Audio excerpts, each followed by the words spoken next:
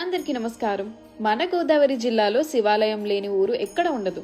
కానీ ఎప్పుడైనా ఒకే ఊరిలో రెండు శివాలయాలు ఊరికి రెండు వైపులా ఎదురెదురుగా ఉంటూ ఊరిని చూసుకున్నట్లు ఉండడం చూసారా? అందులోనూ ఒకరేమో భూమికి చాలా కిందకి మెట్ల మీద దిగి చూస్తే కానీ కనిపించని పాతాళ భోగేశ్వర స్వామి, ఇంకొకరు ఊరిలోనే అన్ని గడపల కన్నా ఎత్తుగా శతాబ్దాల క్రితమే నిర్మించిన భీమేశ్వర స్వామి గుడులు. ఇప్పుడు మనం ఉన్నది శతాబ్దాల క్రితం నాటి శ్రీ భద్రకాళి సమేత భీమేశ్వర స్వామి గుడి దగ్గర. శతాబ్దాల కాకతీయుల నాటి నంది మండపం ఉండడం ఇక్కడ విశేషం. మండపం ఉన్న స్తంభాల్లోనే ఇప్పటికీ వందల ఏళ్ల నాటి శాసనాలు మనకి కళ్ళ ముందే కనిపిస్తాయి.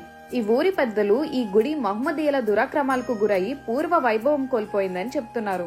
దానికి సాక్ష్యభూతంలా ఇప్పటికీ శివునికి కాపలా కాసే నందీశ్వరుడి చెవులు తోక ఖండించిన ఆనవాలు చూడవచ్చు. ఈ ఊరి ప్రజలందరూ కలిసి ఈ ఆలయ జీర్ణోద్ధరణ నడుం బిగించి ఈ నెల 28 వచ్చే నెల 1-2 తేదీల్లో ద్వారపాలకులు నందీశ్వరుడు, చందీశ్వరుడు నవగ్రహాల ప్రతిష్టకు పూనుకున్నారు. 100 సంవత్సరాల నంది బ్రహ్మసూత్ర శివలింగమే కాకుండా భద్రకాళి అమ్మవారు. ఎక్కడైనా భద్రకాళి రూపంలో ఉన్న అమ్మవారి విగ్రహం నవ్వుతూ కనిపించదు. ఇక్కడ అమ్మవారు నవ్వుతూ ఉండడం విశేషం. ఈ గుడిలో సుబ్రహ్మణ్య స్వామి విగ్రహం ఉండడం మరో విశేషం.